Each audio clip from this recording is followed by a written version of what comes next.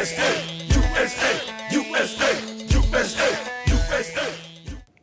system of checks and balances that we have today is vital to both our country and the Constitution. The checks and balances are used via the three branches of the United States government, and the three branches are the legislative branch, which is mainly composed of Congress, the judicial branch, which is made up of our legal court system stretching all the way from our local courts all the way to the Supreme Court at the top, and of course our last one is the executive branch, which is really up to the president and his or her cabinet.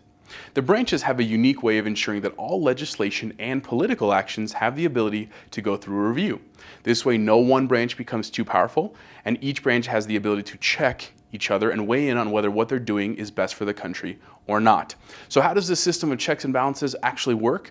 Well, let's suppose that Congress wants to create a new law. It must first go through the legislative branch, and Congress will vote on whether they like it and then send it to the president or the executive branch. If the president approves the law, he can definitely sign it into effect, but if he doesn't, he can check it, otherwise known as vetoing the bill.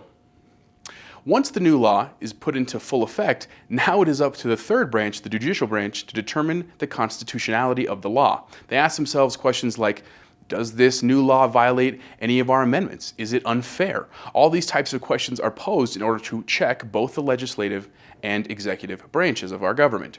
But who checks the judicial branch, you may ask? Well, both the legislative and executive branches actually have that ability.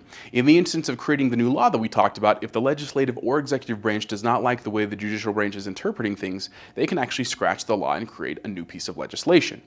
All of these branches are imperative in order to keep our citizens protected from one branch having too much power. Now, know that there are tons of cases and instances where we could explain all this, but this will at least get you started with how our whole system of checks and balances works.